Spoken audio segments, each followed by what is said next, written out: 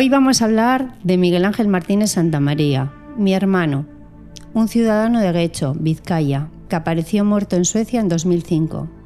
Su cuerpo fue repatriado sin corazón, sin páncreas y sin parte del hígado, en medio de contradicciones, irregularidades, ni tan siquiera un certificado de identificación acorde a los protocolos. Y a pesar de la gravedad de los posibles delitos, ni Suecia ni España han abierto una investigación. 20 años después, su familia seguimos luchando para conseguir algo tan básico, la verdad.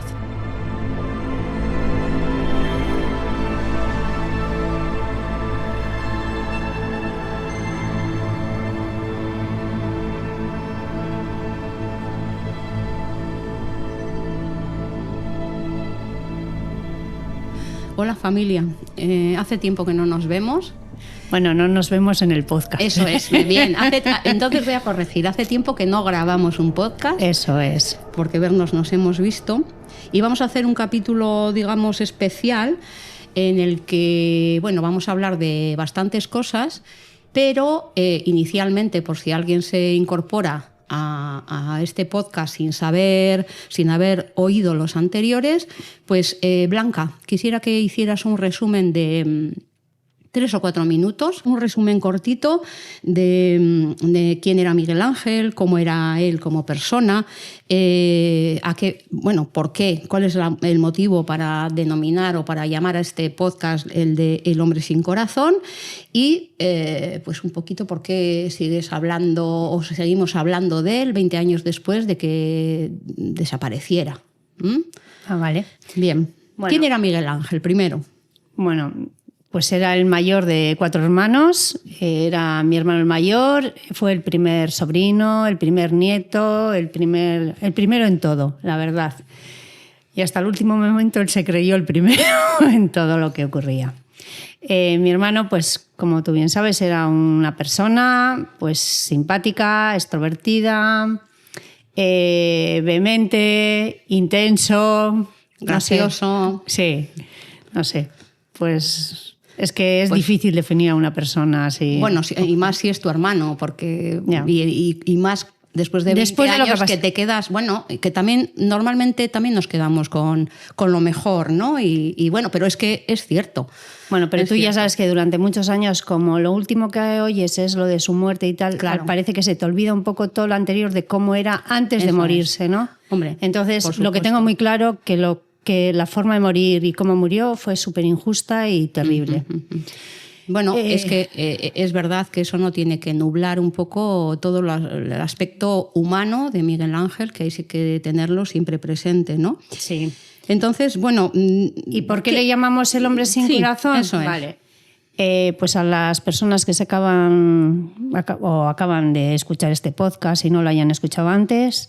mi hermano Miguel Ángel apareció, el cadáver de mi hermano apareció flotando en aguas de Estocolmo y en avanzado estado de descomposición, y después de unas irregularidades y para que la gente se haga un poco de idea, en el levantamiento de cadáver no hubo policía judicial, no hubo forense, no hubo ningún juez, o sea, no hubo autoridad judicial.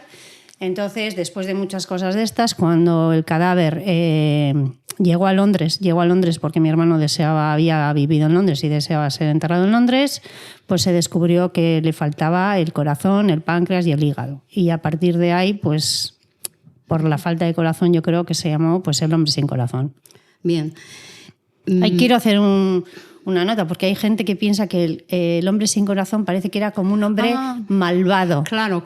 Pero no es así. Vale, es por la falta de ese órgano. Después de aclarar por qué se llama el hombre sin corazón, que no estamos hablando de un psicópata. Ya. O sea, sino que, en fin, que él le faltaban los órganos, y entiendo que si hablamos después de 20 años desde el primer aviso que tuviste en 2005 de la desaparición o del hallazgo del cadáver de tu hermano, estamos hablando pues porque ha habido una serie de irregularidades, como has mencionado, en Suecia. Bueno, es decir, una historia de despropósitos, pero cuéntanos un poco por qué 20 años después sigues peleando, sigues hablando y sigues teniendo en la actualidad un trabajo con todo esto, ¿no? Bueno, pues es largo de explicar, pero voy a intentar explicarlo brevemente. Vale.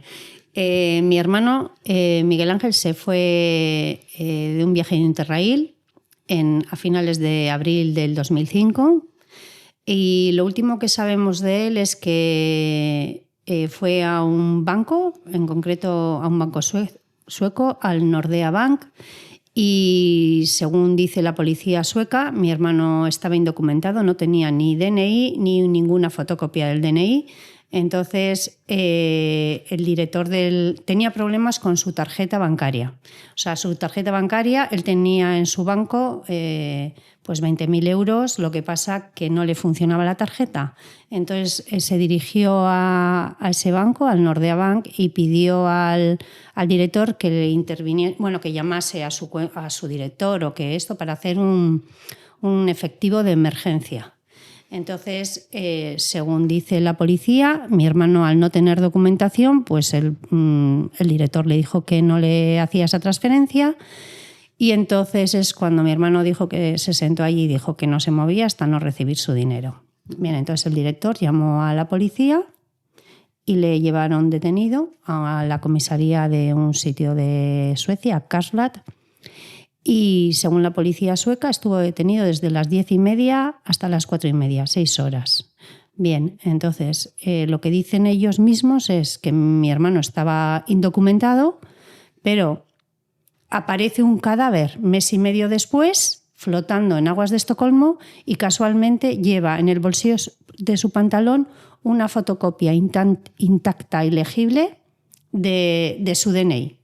Legible. Eso es. Una fotocopia legible que luego vamos a comentar porque este es uno de los puntos fundamentales que da lugar a muchas dudas, etcétera. Claro, iba indocumentado y de repente se encuentra en un DNI y la cuestión es que cuando yo pregunto a la policía qué ha pasado con ese DNI, con esa copia, me dicen que fue una fotocopia que mandó la policía española. El fax de la policía española está fechado ese día, pero a las 7:30 de la tarde. Entonces, si mi hermano salió de la comisaría a las 4:30, salió indocumentado. Y si salió documentado con esa misma fotocopia, pues es porque estuvo más tiempo que lo que dice la policía.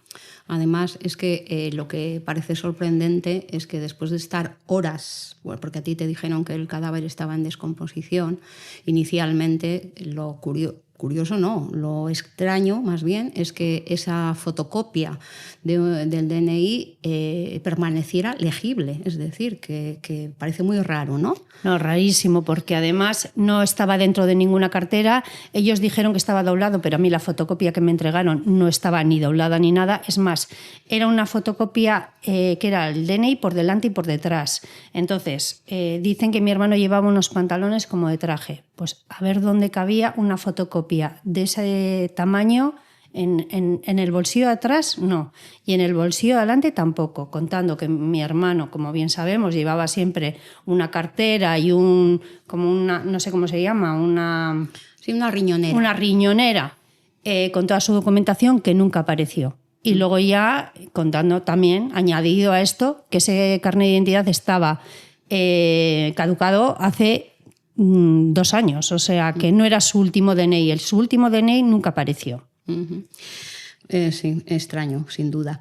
Has comentado antes que, de alguna manera, que el protocolo, los pasos que tenían que haber seguido para identificar, cuando sucede una muerte violenta, sí, hay una serie de pasos que necesariamente tienen que darse y parece que no se dieron en Suecia. Coméntanos un poco, en resumen, cuáles serían los aspectos más contradictorios, lo que no se ha hecho, lo que sí se hizo, en fin, las huellas, la identificación. Bien. Si hablamos del levantamiento del cadáver, que antes he explicado un poco, no existen fotografías, no... Es decir, un poco el tema de la identificación, sí, del cadáver. Primero, sí, para identificar... Bueno, Primero es en el levantamiento, cuando la policía se salta todo el protocolo, porque no hacen fotografías, no hay autoridad judicial, no hay policía judicial, solo 2 policías municipales. Es más, el acta de ese procedimiento no coincide con lo que luego dice el informe de la autopsia. En uno no llevaba zapato y en el otro sí. O sea, hay cosas, ni la altura, hay cosas o una herida en la ceja que no aparece. Luego, otra de las cosas es la identificación, que también es algo que llama muchísimo la atención en este caso. El tema es que el FAS que manda la policía sueca a España es que, por favor, manden... Primero lo que hablan es que no saben si ha sido un acto criminal y luego piden las huellas dactilares, fotografías y todo lo que tengan de mi hermano. Entonces, cuando mandan a mi hermano, al no tener antecedentes, solo tenían la huella del índice derecho de la mano. Entonces mandan esa huella y el día 29 de septiembre responde la policía que con esa huella no se puede identificar porque el cadáver estaba en avanzado estado de descomposición. Bien, pues luego, más tarde, habla el cónsul con el policía que iba a la investigación y le dice exactamente lo mismo, que había un secreto de sumario, que no se podía identificar, que se tenía que hacer las pruebas de ADN, y ese mismo día, ese viernes, a mis padres les hacen las pruebas de ADN. El domingo hablo con el cónsul, le digo, oye, esto me parece muy raro porque le han detenido, las últimas personas que le han visto con vida es la policía y de repente aparece su cadáver. Digo, no tendrá algo que ver la policía. Entonces me dice, no te preocupes, que yo llamo a primera hora al policía y lo arreglo. Vale, llama y de repente lo que podía ser un acto criminal, un secreto de sumarial, un que no se podía identificar, de repente todo cambia automáticamente un lunes y el martes el cadáver ya está identificado. Todo el mundo sabe que hay un protocolo para identificación y que no es así. De un día para otro no se hace. Hombre, teniendo en cuenta que si ya habían hecho el levantamiento del cadáver y no se habían seguido esos pasos, ya el error está cometido. Bueno, y luego ya no es algo que yo diga y que no sea real. Es que la propia policía en 2014 admite a Fiscalía de la Audiencia Nacional que efectivamente en sus archivos no existe ningún documento relativo a la identificación. Porque yo llevo durante estos años pidiendo un certificado de identificación que nunca se me ha entregado. Y la propia policía lo que dice es que no existe y los documentos que existen son contradictorios. ¿Por qué son contradictorios? Porque, por ejemplo, mientras mandaban que el 29 de septiembre no estaba identificado, en el libro de identificaciones de la policía sueca aparece como identificado el día 26. Faltan documentos. Y luego que fue identificado, en vez de con el índice de la mano derecha, era que estaba identificado con el de la izquierda. Pero ¿cómo? Si no, la policía española no había remitido las huellas de la mano izquierda. Entonces aquí es todo como conclusión que no estaba identificado. Y por lo tanto, eso lo que hizo fue que nosotros, sobre todo mis padres, mi madre murió sin saber si mi hermano era la persona que habíamos enterrado. Nunca ninguna institución pública ha hecho la identificación, sino que ha sido a través de un documental que nos hicieron, El hombre sin corazón, que a partir de ahí nos hicieron la sumación y entonces supimos que sí era mi hermano, pero también supimos más cosas. Aprovecho que has comentado lo del documental para señalar que cualquiera que quiera saber más en profundidad o conocer más en profundidad este caso puede verlo. Blanca, ¿exactamente dónde es? Lo puede ver en la página. HBO Max. Luego se ve, es a nivel mundial, se puede ver en todos los países. Pero en tu página también hay un link, ¿verdad? Sí, en mi página martinezsantamaria.com también se puede ver dónde se puede ver el documental, pero bueno, a través de HBO, Max, o también en España está en Movistar Plus. Bien, me poniendo El hombre sin corazón.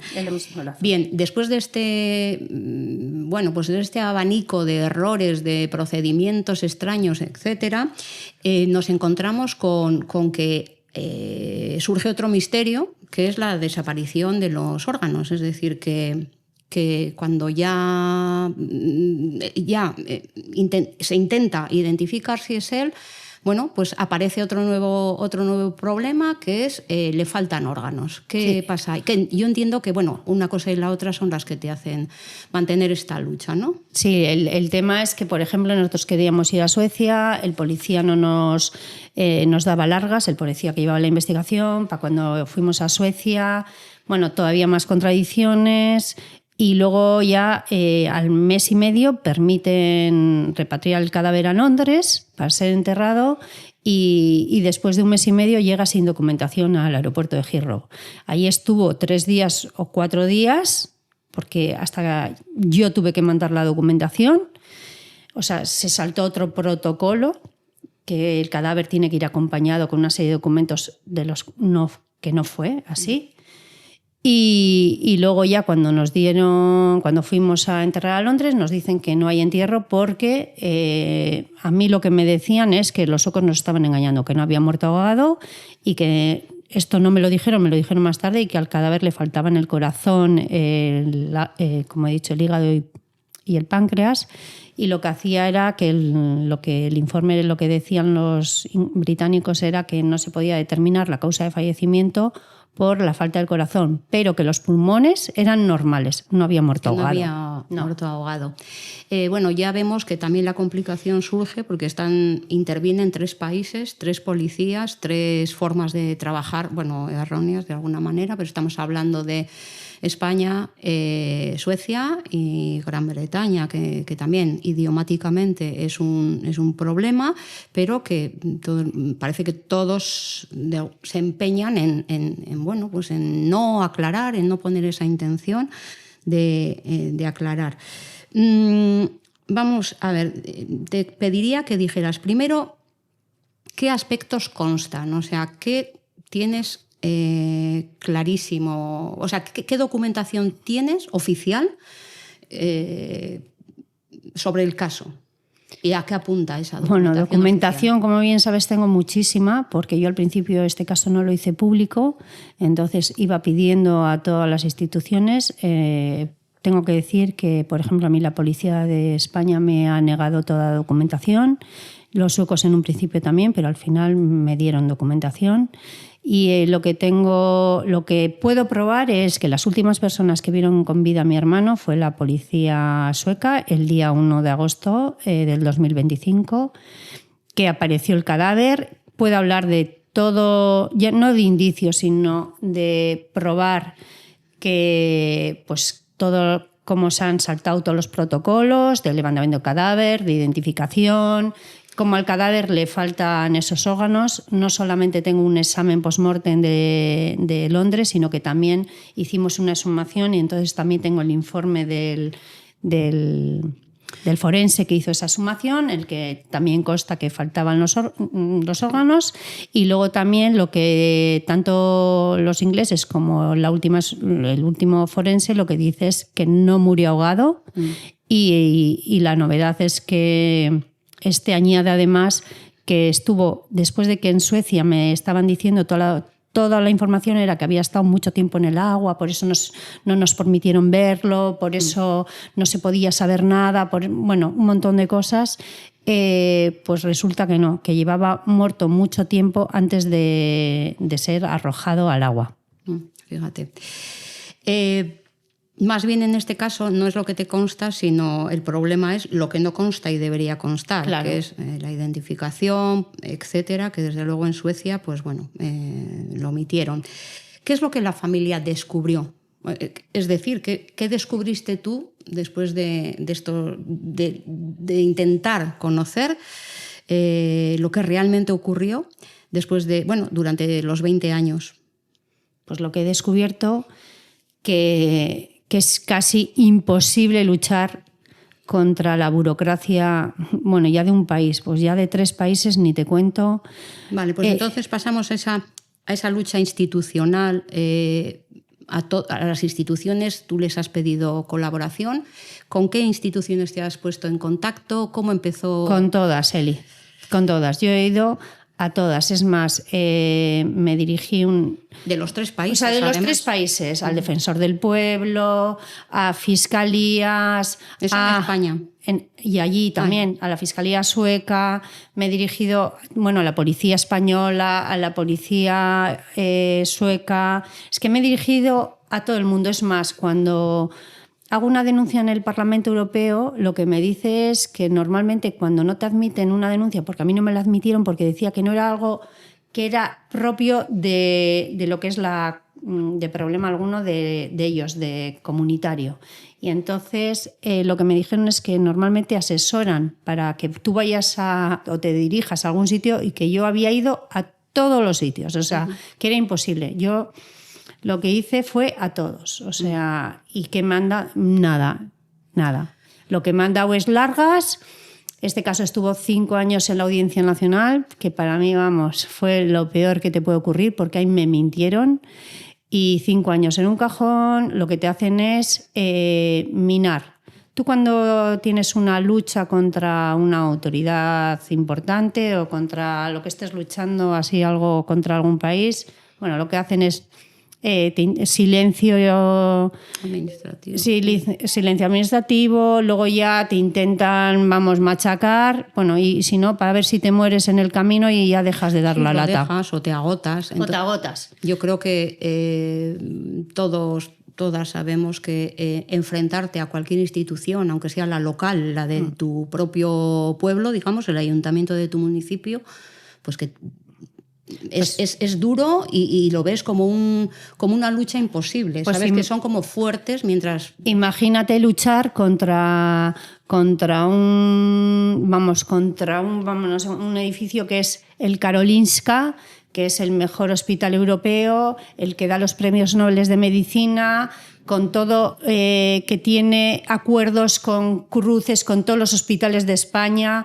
que son el de Pamplona, tanto públicos como privados. O sea, es la forense que realizó la autopsia, es la jefa forense de allí de Estocolmo. Es que yo iba contra el consulado de España, iba contra tantas cosas, voy contra tantas cosas que es imposible que me den la razón. Lo que pasa que tampoco me la pueden quitar. O sea, me pueden rechazar las denuncias, me pueden dar todo, pero me dice, el que me rechace la denuncia me dice, bueno, es que si realmente hubiesen matado a tu hermano y no hubieran investigado la falta de órganos y tal, pues esto sería tanto por parte del consulado de España en Estocolmo, por parte de la policía española, por parte de la policía sueca, por parte de la Archaña, pues sería gravísimo. Eso es lo que dice, pues es que eso es justo lo que estoy denunciando.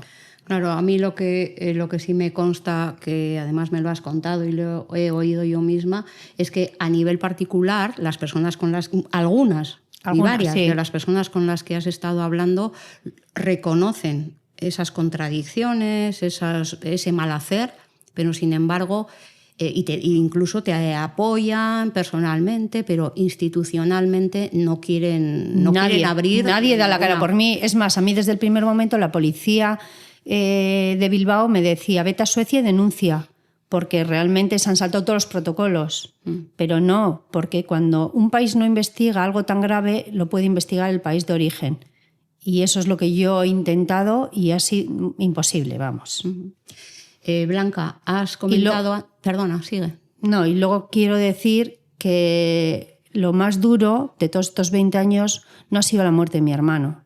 Ha sido luchar contra el silencio, contra toda esta burocracia, contra todo esto. O sea que al final pues acabó con la vida de mi madre, ya porque ya no podía más, y puede acabar con cualquier persona. O sea, bueno, contigo no ha terminado, y yo creo que además la familia a veces yo personalmente te he dicho que hubiera sido incapaz de hacer todo eso, porque claro, a la primera, a la segunda, a la tercera, bien, pero a la cuarta dices, es que no voy a conseguir nada porque no puedo pelearme con estas instituciones y con todo. Antes hemos comentado que hay un documental específico de tu hermano que se puede ver en HBO Max, en Movistar, pero el caso de tu hermano también ha sido publicado en periódicos, incluso Primera Plana, has intervenido en muchos programas de radio, de televisión incluso, pero el programa de Prime Video que se llama Una historia de crímenes también tiene no es un monográfico, sino que son 3 casos, entre ellos el de tu hermano. ¿Cómo se contextualiza un poco o qué aparece en ese capítulo si alguien lo quiere ver? Sería Prime Video, la temporada 4 de Una historia de crímenes, y es el primer episodio, con lo cual le han dado bastante relevancia. Mira, el primer episodio se titula Babel. Entonces estuve mirando qué significaba un poco, porque yo he ido a colegio monjas y sabía un poco lo de la Torre de Babel, pero tampoco tenía mucha idea. Entonces me llamó la atención que era que bueno, según dice la Biblia, pues que la humanidad se une para hacer una torre que llega al cielo. Entonces esa sería la Torre de Babel. Y entonces, ¿qué pasa? Que Dios, enfadado porque decía pues, que eso era un ego, yo qué sé, le parecía mal esto. Entonces, ¿qué hizo? Fue poner a todo el mundo, a todos los que mandaban en la torre, para hacer, pues todos los constructores, hablar en diferentes idiomas, para que al final el caos pues les haría desistir a todos y que aquello bueno, no se... Pues muy, muy bien elegido el Entonces título. creo, sí, cuando lo leí dije, ¿por qué habrán puesto Babel? Entonces me llamó la atención.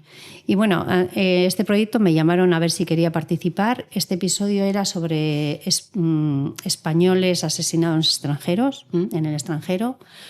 Y pensé que con lo del documental, porque al final son muchas horas hablando, reviviendo todo, tú sabes que es un desgaste bueno, emocional. Tú también claro. participaste, sí. Entonces lo puedes saber, pero yo muchas horas, luego fui a Londres sola, con toda esta gente, pero que estuve súper arropada. Eso es, que se portaron estupendamente y son actualmente amigos. Amigos, o sea que... sí, no tengo ningún problema. Lo que pasa que es mucho desgaste y entonces pensé, otra vez contar la misma historia y tal.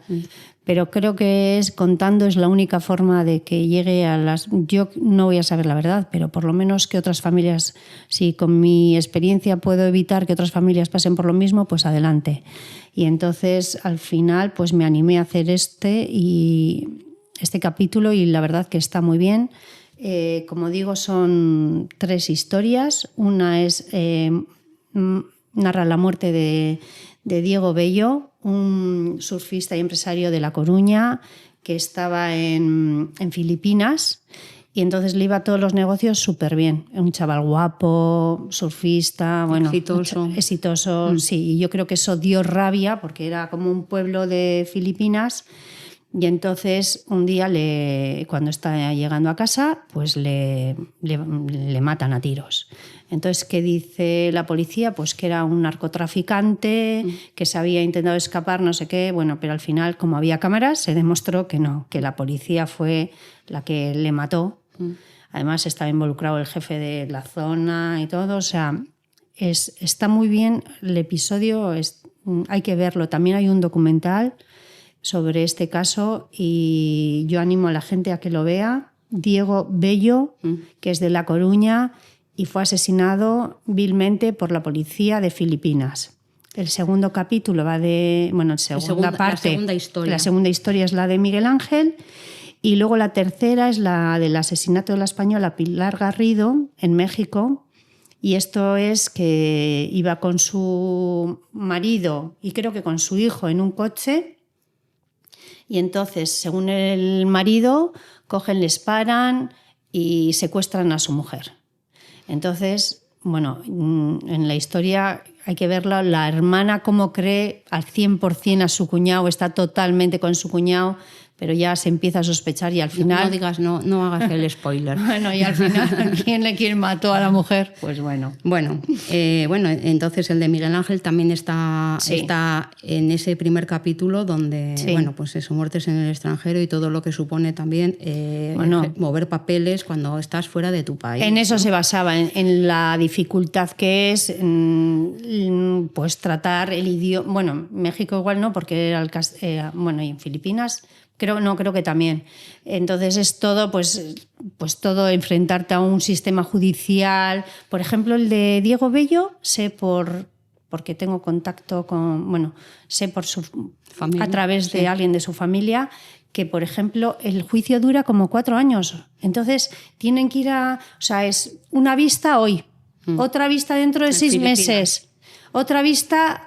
Entonces, eso acaba con cualquiera. Claro. Ya no es el dinero, es el coste. Pero todo el mundo no tiene económicamente la posibilidad de hacerlo. Y luego lo que ya hablaré de que estuve el otro día en la Archaña y pedí un protocolo para estos casos. Vamos a hablar luego de eso. De eso, sí. Lo que te quería también preguntar o que comentaras, que además de lo que se puede ver en televisión, también tenemos un podcast que es este. Es este, sí. Eso es. Entonces, para las personas que escuchan este último capítulo, cuenta un poco lo precedente, lo anterior. Bueno, pues tenemos de hace 2 años más o menos, ¿no? Sí, 2 años este podcast y contamos la historia y es mucho más detallada que en el documental porque nos da más tiempo y encima pues hemos contado también pues con Ágata, que es la abogada que me ha estado apoyando, tenemos más gente y luego también... Hemos hablado con familias de personas desaparecidas. Tenemos unos monográficos también con personas esto, luego también hemos hablado con más gente. Sí. Entonces yo creo que es muy interesante empezar por el primer capítulo. Os animo a que deis me gusta, compartáis y bueno. Y todo esto es simplemente por que se visibilice el caso, que aquí no hay ningún lucro ni nada de eso, por supuesto. Y luego nos hacen muchísima ilusión los comentarios. Eso es. Y ha habido uno de una chica, el último que te comenté, que nos ha llegado al corazón. El comentario que nos escribió Luz es este. Sé que ya no me vais a leer ya, pero debido a mis circunstancias de malos tratos y tener que mudarme con mis hijas a 700 kilómetros de distancia, hizo que no pudiera estar al día de las noticias. Pero ahora me he enterado y no tengo palabras que expresen mi cariño y consideración para ti y tu familia. Os deseo lo mejor del mundo y que encuentres paz. Un abrazo grande, grande. Gracias, Luz. Sí, una mujer maltratada y tiene encima la capacidad de darnos ánimos y de empatizar con nuestro caso. Uh-huh. Bueno, eso, increíble. Que por esas cosas son lo que merece la pena hacerlas, efectivamente. Sí. Bien, hemos hablado del documental, hemos hablado del podcast y quien quiera también, pues ir a documentos, conocer otros aspectos de la vida de Miguel Ángel, pues si lo quiere hacer online, también tienes una página web. ¿Y qué nos encontramos en ella? Pues mira, he intentado mejorar la página web para que la gente cuando entre en la página web sea más igual, ¿no? Sí, y sea más fácil la lectura, entienda mejor el caso porque es un caso un poco difícil de entender, es muy largo. Entonces, eso es lo que he intentado. La página web es martinezsantamaria.com, martinezsantamaria.com. Y ahí lo que se va a encontrar es una cronología de los hechos. Primero está en castellano, está en inglés también. Ahí se cuentan todas las irregularidades, pero con más detenimiento de lo que hemos dicho. Y luego también hablo de la asociación que he creado, que se llama Claro, todo esto, claro, que no eres particular, sí. Además, sí, pero que el hecho de haber constituido una asociación también te permite entrar en foros, de otra manera, ¿no? Sí, y he creado una asociación. Hemos creado Nun hago el Cartea, que está en euskera, en vasco. Sí, Nun hago el Cartea, eso es. Y es una asociación, en teoría, que creamos para ayudar a la gente que pasa por lo mismo de una desaparición para intentar estar con ella. Yo creo que tengo experiencia de protocolos, es más, estoy colaborando con la policía. De hecho, esta es un poco la última intervención que fue sobresaliente, donde, sí, es verdad, son 20 años, con lo cual, aparte del tema emocional y todo lo afectivo, y es tu hermano, has ido durante todo este tiempo encontrándote con muchísimas familias, con muchísimas asociaciones de todo eso has aprendido hasta el punto en el que el otro día pudiste hablar de cuáles son las necesidades de las familias y esos iba a ser trasladado a la policía porque pensaron que era lo suficientemente importante como para incluirlo en la formación. Cuéntanos brevemente un poco en qué se basaba esta ponencia que tenías tú que hacer. Bueno, el tema era que la Ertzaintza lo que me dijo que hablase era... es la policía vasca. La Ertzaintza es la policía vasca, sí, lo que me dijo es que hablase sobre mi asociación. Pero si tú pones Nunago Elkartea en internet, te sale ahí los objetivos, cuándo fue creada. O sea, no hace falta ir a dar una charla porque todo está en internet. Eso es. Entonces, yo lo que allí había representantes de las diferentes comisarías de policía vasca y entonces yo lo que les dije es que yo realmente no les puedo decir cómo tienen que buscar a los desaparecidos, pero lo que sí entiendo muy bien sobre los sentimientos y cómo hacerlo un poquito mejor para que la familia no se encuentre con como yo me he encontrado, o sea, con esta soledad, con esta impotencia, con esta, no sé, mala hostia que tengo. Entonces, claro, bueno, es que esa parte emocional también constituye una parte fundamental del trabajo policial. Es decir, que aparte de una investigación técnica, digamos, que sabrán hacerla estupendamente, también hay que saber tratar a las familias y no es precisamente lo que te has encontrado. No. Entonces, no sé si nos puedes hablar de ese, no sé si es un decálogo exactamente, pero bueno, ¿cuáles son los puntos fundamentales de lo que tú has aprendido y que podrías trasladar a la policía para que también lo incluyera dentro de su trabajo? Yo lo que quiero decir es que cualquier persona, cualquier persona que nos está oyendo puede vivir un episodio de una desaparición de un familiar. No es algo que ocurre a los demás, es algo que te puede ocurrir y hoy en día con gente mayor con problemas cognitivos. Claro, es una población ahora. Claro, es que ahora ya hay muchísimos más casos y nos puede pasar a cualquiera. Entonces yo lo que estamos hablando de gente mayor que puede tener un Alzheimer, una demencia que se desorienta y que desaparece. Sí, aunque realmente los que más desaparecen son los chavales jóvenes. Eso es. Pero bueno, entonces lo que quiero decir es que cuando tú vas a poner una denuncia, tú ya has intentado buscar por todos los sitios, es tu última opción, porque tú no quieres perjudicar a la persona que ha desaparecido, lo único que quieres es encontrarla. Entonces lo que yo les trasladé es que, por favor, que les escuchen a la familia, que no les juzguen, que intenten simplemente escuchar. Que eso de que hay que poner la denuncia 24, nada, es totalmente falso. La denuncia se puede poner según tú tengas conocimiento que ha desaparecido un familiar, hayas hecho las intentado buscar, le has llamado a todo el mundo y no lo encuentras, inmediatamente vete a una oficina, a una comisaría y pon una denuncia. Lo decimos un poco porque en el caso de los adolescentes pues te encuentras con que vas a la comisaría y te comentan dicen que están vendrá, sí, habrá estado de fiesta, ya aparecerá. Sí. Y que en el 97% de los casos de adolescentes puede ser así. Ya. Pero igual, si te coincide ese 3% que no es así, pues es muy grave. Claro. Si no han hecho lo que tienen que hacer desde el primer momento. Entonces, lo importante es poner una denuncia. Que ese sentimiento que se tiene de no quiero perjudicar a mi hijo, qué van a decir la gente, claro, que es tontería, que no, que vete a poner una denuncia, porque nunca se sabe.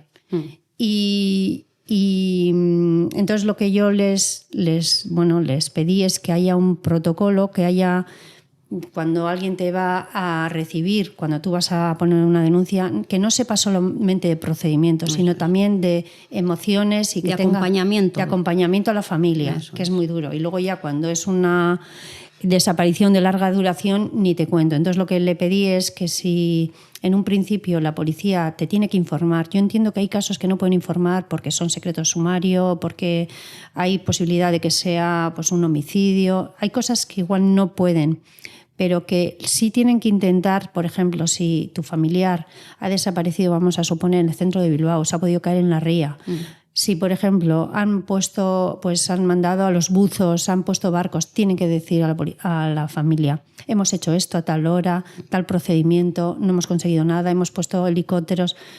Que tienen que dar esa información. Eso es, y aunque no hayan podido hacer nada, por lo menos que te reciban desde esa parte de calor humano que, bueno, pues eso es, que lo entiendan. Además, Blanca, hombre, si una persona se puede enterrar, digamos, porque, bueno, ha habido un homicidio y ha aparecido el cadáver y, bueno, pues pueden saber dónde está su familiar muerto, pero en el caso de las desapariciones el sufrimiento y las necesidades son otras. Ajá. Pues mira, habló un psicólogo, ya te conté, sobre el duelo que se hace en estos casos, que es imposible hacer el duelo porque siempre estás lucrubando cosas a la noche, o sea, siempre piensas encima las peores cosas, o sea, yo lo sé porque es lo que he vivido. Y con mucha culpa, ¿verdad? Muchísima culpa, porque si tuviste una discusión, no te quiero ni contar lo que pasa. Si lo último que pasó fue una discusión o unas malas palabras, el sentimiento de culpa es total. O de te no culpas hacer lo suficiente. Exactamente, es por lo que has hecho, por lo que no has hecho, Eli, por todo tienes culpa de todo, y entonces lo que tienen que hacer es, porque a mí, por ejemplo, yo sé lo que es que te culpabilicen. Yo fui al delegado del gobierno del País Vasco en una ocasión y nos dijo que la culpa la teníamos nosotros por haber dejado a mi hermano ir, y eso no se puede aceptar. De cualquier persona, o sea, eso es lo último que no te pueden juzgar. A mí que diga alguien en un periódico que yo estoy como una puta cabra por decir que pudo haber tráfico de órganos, bueno, si como es el caso loca. De que soy una loca, como dice el forense ultra reconocido Paco Echevarría, pues me parece pues muy poco, porque él no sabe cómo actuaría si... Bueno, es un maltrato en cualquier Exactamente, caso decir todo eso. Porque ¿no? él no sabe lo que haría. Si a ti te dicen que tu hijo le faltan los órganos, que se ha muerto en el extranjero, que tú no lo has visto, que no hay fotografías, que no hay nada, ya me gustaría que o sea, cualquier persona, a ver qué pensaría. Que ¿Y cómo se sentiría? ¿Y cómo te sentirías? Efectivamente. Y luego, pues, aparte de la comunicación, hablé del apoyo psicológico, que es lo que decimos, ¿no? Sí. Que en el Estatuto de la Víctima... Que te ofrezcan ese apoyo, porque... es decir, de manera sistemática. Quiero decir que aparte de entenderte y de acompañarte, que exista un servicio de apoyo específico para estos casos. Es lo que están intentando ponerlo ahora desde el Centro Nacional de Desaparecidos. Les han hecho, claro... tienen que especializar en desapariciones a esos psicólogos que te van a atender y luego pues que te ofrezcan esto. Es mucho trabajo, pero que bueno, que exista... Porque así lo dice el protocolo. Bueno, pero es que es mucho trabajo, pero que también son muchas desapariciones, porque sí. Estuvimos hablando en uno de los capítulos de la cantidad de personas que desaparecen a lo largo del año. Como decías antes, algunos adolescentes vuelven, pero se dejan sin resolver muchos casos. En España ahora mismo sin resolver hay aparte... O sea, no están contados los menores tutelados, que los menores tutelados no son gente que no es de aquí, que hay gente de aquí que la familia no puede con ellos y los lleva a un centro tutelado, que desaparecen. Y entonces, si contamos esos, hay mucha gente. Si no contamos, vale. ¿Cuánto era en el País Vasco? Pues, ¿te acuerdas de la cifra? Porque a mí me pareció exagerada para un... En el País Vasco hay poca gente, pero yo te puedo asegurar que en España estaban diciendo algo de como 6.000 y pico desaparecidos que siga habiendo. Es una burrada. Es que hay mucha gente desaparecida. Vale. Y luego otro de los puntos que hablé fue del apoyo institucional. Que cuando a ti te desaparece alguien, pues por ejemplo, como en nuestro caso, porque en teoría yo desde que se fue no tuvimos contacto con mi hermano, pero luego aparte desde que estuvo detenido hasta que apareció el cadáver, tampoco sabemos qué ha pasado entre medias. Entonces, lo que sí pedí es apoyo institucional. Bueno, yo es que estos años he pedido apoyo institucional y lo que primero me decían que sí y en el último momento, cuando veían que la cosa era muy gorda, me decían que vamos, ni de coña. Y luego otra de las cosas, por ejemplo, es que yo fui al Consulado de España en Estocolmo a pedir que me acompañase a la comisaría de Estocolmo a poner una denuncia. Y me dice el cónsul y me dice que no, y yo me he tenido que tragar el año pasado como a Daniel Sancho, un asesino, le han acompañado en todo el momento, y no solo le han acompañado en el juicio, sino que encima viajaban hasta donde se estaba celebrando el juicio, estaban con su familia. A ver, Sí. o Pablo Ibar, al cual se le ha acompañado. ¿Qué pasa? ¿Dónde están los derechos de las víctimas? Porque los derechos de los que cometen delitos los sabemos todos por las películas, que tienen derecho a un abogado. Pero yo no tengo derecho a un abogado. Yo tengo que contratar a un abogado. No tengo derecho a un procurador. Yo tengo que pagar al procurador. Tengo que pagar al abogado. Más luego tengo que pagar uno en Suecia. Tengo que pagar uno aquí. ¿Para qué? Para que todas las instituciones encima, a mí ninguna respondida por la falta de órganos, y te digan, pues nada, no. Te digan otra. Sí, eso ya está. O sea, te quiero decir sí, que es como... sí. Porque aquí hablé también de la justicia. Y luego que digo, los casos prescriben. ¿Pero cómo puede prescribir? Si hay desaparecidos que no han aparecido, no se sabe si están vivos o muertos. Y puse el ejemplo de los hermanos Orrit. 2 menores que desaparecen en un hospital público en Barcelona. No han aparecido, no hay señales de vida, no hay señales de muerte, no hay señales de nada. Aparece una nueva pista y va al juzgado su hermana y le dicen que no se puede reabrir el caso porque está prescrito. ¿Pero cómo va a estar prescrito? Que han desaparecido 2 menores en un hospital público al cual no se ha investigado absolutamente nadie ni nada. Vamos, sí, que además piensan en este caso que son niños robados. Sí. Mira, Blanca...